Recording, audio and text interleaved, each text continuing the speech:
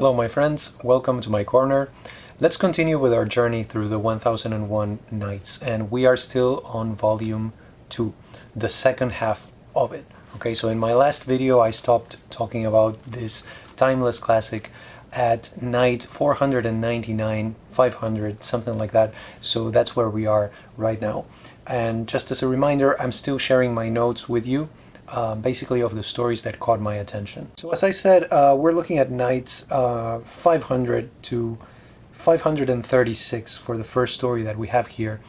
And we're continuing from the previous video with the story of Hasib Karim al-Din and the Snake Queen, within which you find also the story of Bulukiya, the man who's looking for Muhammad, and within that the story of Jansha, which begins on night 499. So that's basically where we are right now.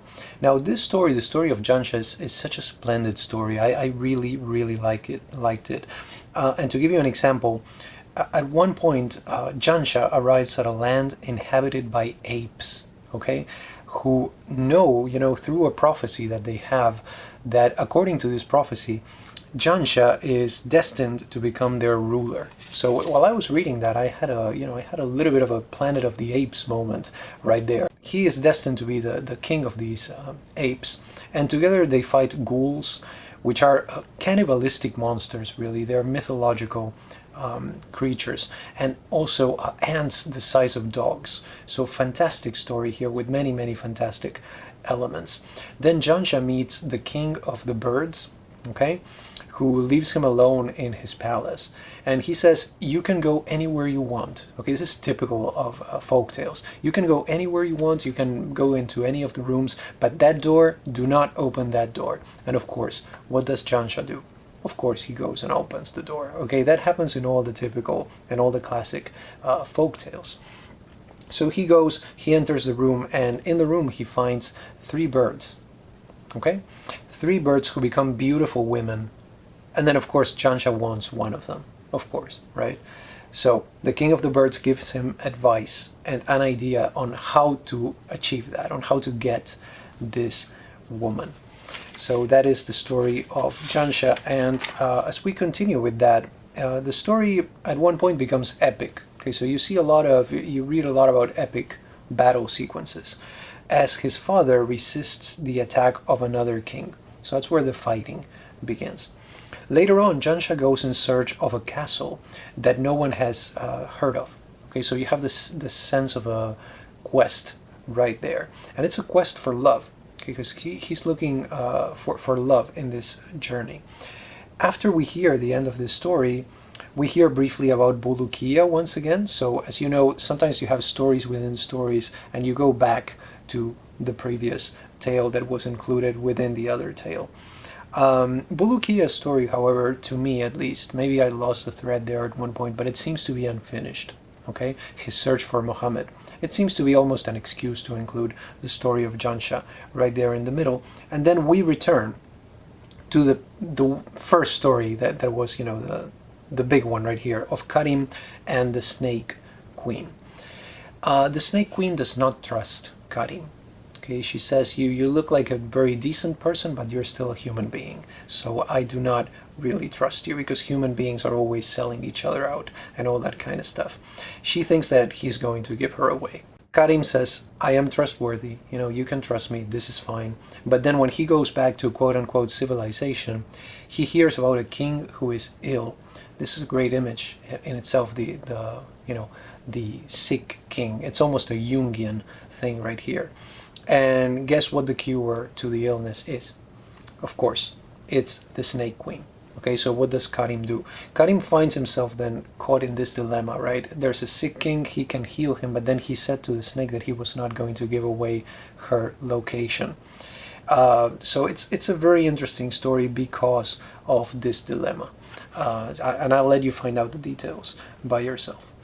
Then on nights 536 to 566, we come to one of the most famous stories in the 1001 Nights, which is the story of Sinbad the Sailor. It begins something that I did not know. It begins with 2 men named Sinbad. One of them is a sailor, and the other one is porter, okay, a poor porter who prays to God and remarks on the different fates that human beings have while here on this earth. He's thinking, why are some of us poor while other people have many riches, even though we all come from the same place. A wealthy man overhears him and invites him in to his mansion or palace. He is the sailor whose name also happens to be Sinbad. And he tells the story of how he came to be wealthy only after a lot of hardship. Okay, so Sinbad the sailor is saying, look, yes, I am wealthy, but this came only after a lot of trouble that I had to go through. There are 7 voyages, okay, in the story of Sinbad.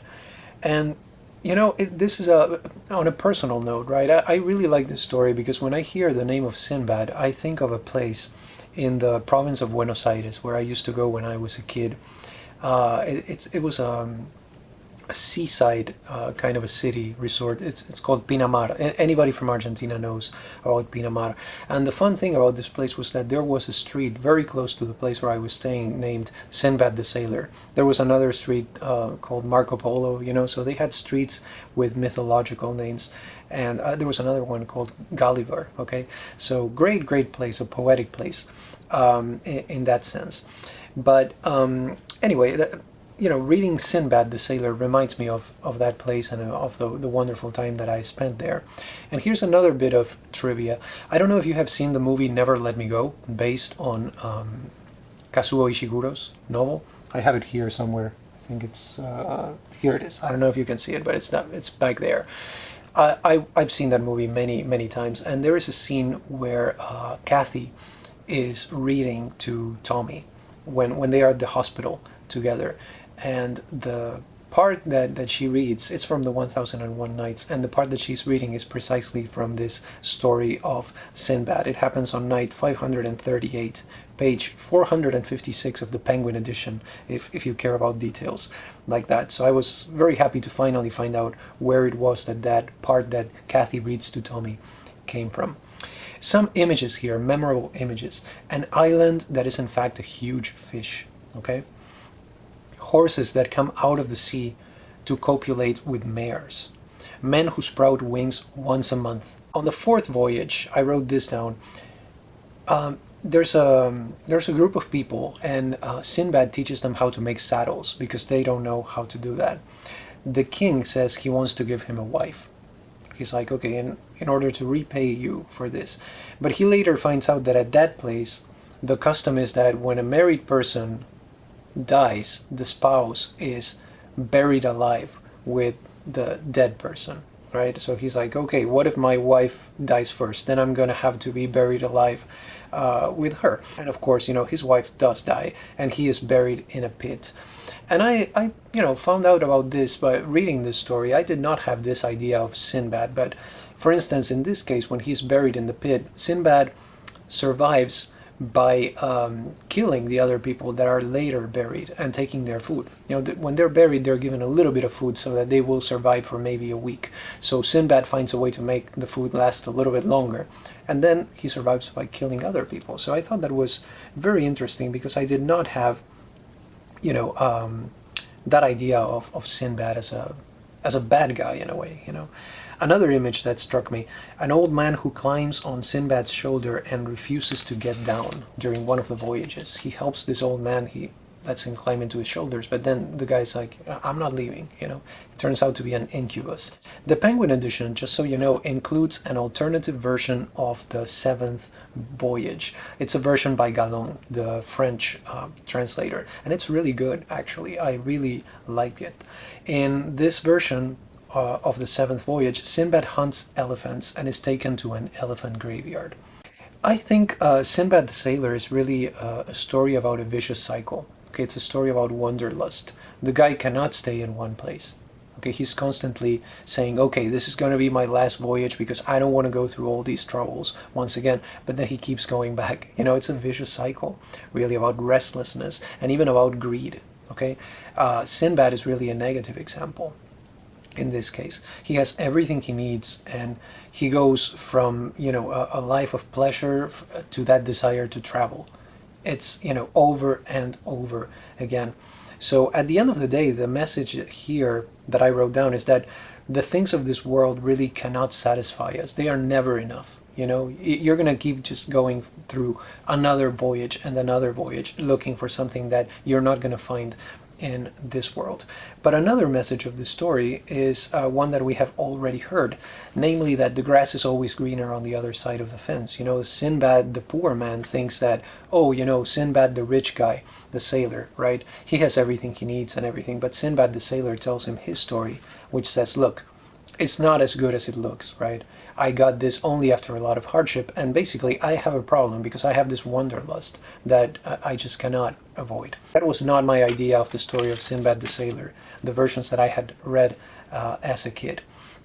I absolutely loved, this is one of my favorite stories, The City of Brass, okay? Nights 566 to 578. And this is another didactic story about the futility of riches, the futility of power and worldly things. Here, a man named Musa goes in search of the city of brass. He is asked to bring brass bottles in which Solomon himself trapped several genii. Okay, so he goes in search of these bottles, but on the way there, he keeps finding inscriptions that describe the pointlessness of amassing riches and money. He does arrive at the city. Several of his men climb stairs to the top of the city wall, and once they get up there, they look at the city, right? And they say something like, oh, you're so beautiful, and they throw themselves down, one after another. They keep doing this, right? I love the descriptions of the city, okay? Once they get there, how they describe the riches and the amazingness of this place. And the climactic moment also when the travelers find that the most beautiful girl they have ever seen is right there, dressed in the most exquisite robes. Okay, so this is a place of really, a lot of riches. And one of the ideas that we have here is vanity of vanities, right? All is vanity. It's one of the messages of the story. And this story, another thing that I like about it is that it includes a lot of poetry too, like many of the stories in the 1001 Nights. It reminded me of that episode from the Travels of Marco Polo. It's at the very beginning where this guy dies surrounded by money, surrounded by riches. So the irony of it all, right? So the Brass City, or the City of Brass, is really one of my favorite stories that I have found in the 1001 Nights. We come to nights 578 to 606, which brings us to a cycle of stories on the wiles of women and also on the wiles of men. Okay, this is politically correct here because we do get a balanced view of this. There is a frame story here, and this is it. The king's favorite slave girl develops a desire for the prince. Okay, the prince rejects her advances, and she accuses him of trying to force her. Okay, so in other words, hell hath no fury, and so forth, right? The king is about to execute his son. He believes the slave girl, but his viziers stop him. They tell him stories that illustrate the wiles of women and how women can, trick you. So to these, the slave girl responds with stories that illustrate the wiles of men, particularly of viziers. Okay, so the viziers say, look, women are not to be trusted, and here's why. And the slave girl says, viziers are not to be trusted, and here's why. So you get that balanced view right there. Let me share with you just a favorite, my favorite stories from this cycle, right? That goes back and forth. One of them is The Merchant and His Parrot. You can find this one on night 579, in which a woman tries to get a parrot to cover for her. It's sort of funny, in a way. Another one is The Vizier's Son and the Wife of the Bath Keeper, night 584, and this is a very funny story in a pathetic sort of way. One of the messages is never judge a man by his appearance. Okay, read the story. It's really, really funny. The Woman and Her 5 Would-Be Lovers, nights 593 to 596. In this one, a woman inspires desire in 5 men, okay, including the king. while trying to free her lover, who has been arrested. And in this case, her cunning saves her, okay, from dishonor and allows her to be reunited with her man. So it's a story about a very smart woman here. And another one that I have from this cycle, another one of my favorites, about the wiles of women and the wiles of men, is The Three Wishes, Knight 596. This is just a funny little joke, okay, about wishes. Whenever wishes are involved, you can expect that sort of thing. And it's about a guy who wishes for a just read the story. It's a lot of fun. This is one that you should really experience for yourself, as many of the others that I have told you about. And just so you know, this one is less than a page long, so it's not a great loss if for some reason you do not enjoy it. Let's see, we have Judar and his brothers, okay, Knights 606 to 624. A slightly longer story, okay, 38 pages, and it features a treasure, a magic ring to which a genie answers, and 2 magic saddlebags that basically contain all the delicious meals that you may ever want and you can imagine. Okay, they're contained within these saddlebags. Judar is a virtuous, humble fisherman. His 2 brothers constantly look for ways to get him out of the way because they envy him. So we have here a connection with once again with the story of Joseph and his brothers, which is a great source for the stories in the 1001 Nights. Actually, in this story, the story of Joseph and his brothers is actually mentioned, like explicitly in the tale. So you can tell, that there's a connection right there. The ending of the story comes as a surprise because it's not really a happy one. That's all I'm going to tell you about it. But here you have, a very good story about perseverance, about integrity, about forgiveness. So the values here are very, very important. Then I wrote about a little bit, and this one is quite long, okay? Ajib and Gharib. You have Knights 624 to 680. So you're looking basically at about 100 pages. It's one of the longest stories in the collection, in which a king has a son, Ajib, who decapitates him in his sleep. Okay, you have a figure here. He takes control of the kingdom, basically. You have the figure of the despot here, of the tyrant, okay? And in a strange dream, he sees coming out of his father's private parts a bee that then becomes a lion and attacks him. Okay, so he is told by the people around him that this dream means that his father had a son, another son, who will ultimately destroy Ajib. So what does Ajib do? Of course, he tries to get rid of this supposed half-brother that he has, right? So it does turn out that one of his late father's concubines is actually, pregnant. So he orders for her to be killed. The problem is that he doesn't do it himself, right? He sends 2 men. He's like, okay, get rid of this woman. And of course, the 2 men do not get rid of her. And that's where the problems continue, right? The 2 men, instead of getting rid of her, decide to take her to a secluded place and to keep her for their own pleasure. So it's not like they save her life because of some altruistic impulse or anything like that. On the contrary, right? The men end up being killed, they die, and then the woman eventually gives birth to Gharib, who is Ajib's half-brother, right? The bee/lion from the prophetic dream that he had. We hear about Gharib's abilities as a warrior and about his conversion to Islam at that point. Then later on, Gharib, because then the story becomes about him, right? We leave Ajib to the side a little bit. He rescues a beautiful princess from a ghoul and gets to marry her. Okay, so it's a good moment for him. And the second half of the story is largely concerned with battles. So it becomes an epic story, like many of the stories that I told you about before. Gharib here is really the archetype in a way of the Muslim warrior. Okay, so you have a story that focuses on that. Then we get to the story of Utbah and Raya on Knights 680 to 681. It's a tale of longing, okay, a tale about not waiting until it is too late, because life has a way of, not working out when you do that. You never know what can happen, right? Those are some of the ideas that you find in that tale. I also liked the story of Husayma ibn Bishr and Ikrima ibn al-Fayyad. Nights 683 to 684, a very short tale. We get to some really short tales right here. This one stresses the importance of generosity and of being fair to those who help you in times of need. So once again, you have didactic stories right here too.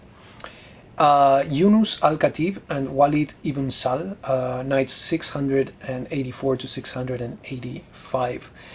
And this is what happens here. In a moment of drunkenness, a man sells a valuable slave girl to an unknown man. Okay, so then he's like, oh my God, what did I do? You know, I was drunk and I sold her. She was wonderful. I don't even know the guy, right? So regret is the key theme in this story right here. It does have a happy ending, okay? But the main message is be careful, right? Do not make important decisions when your judgment is impaired. On nights 686 to 687, we have Al-Asmai and the three Basran girls. And this one is just a nice little story about poetry, right? It's about a poetry contest. We hear the poetry from the three girls from Basra, but we also hear Al-Asmai's rationale as to why the poem he selected is the best. And I really like that, you know, so it includes a little bit of literary criticism, if you will. Ishaq al-Mawsili and his visitor. I really like this one. This one is excellent, and you can find it on nights 687 to 688.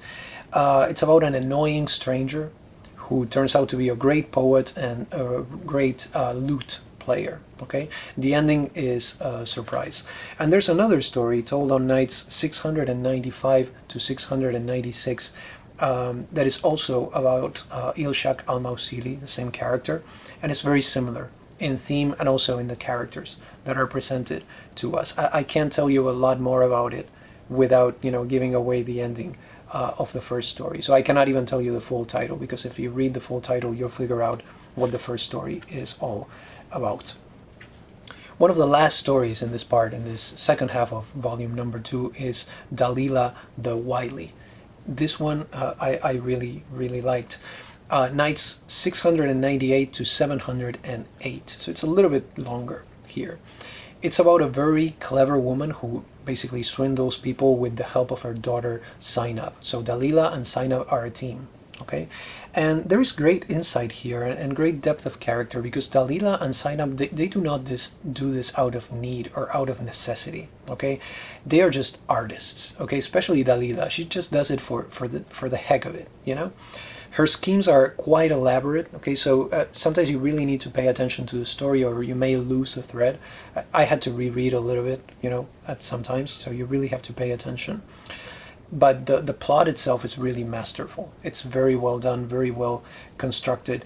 And the best thing of the whole story is that Dalila is actually presented as a sympathetic character. You know, she's not criticized here. She's really an artist. And that shows you something that I've said before, that the 1001 Nights, of course, is a very complex work. Okay, there's no, you know, not all wily women are condemned here. You cannot look for that Manichaeism here. It's good versus evil. It's not always like that. Of course, you know, some characters are good or presented as good. Some characters are presented as evil. But sometimes it's not that easy. You know, it's not that black or white. There are shades here. So it's a very complex work and very complex stories that we have.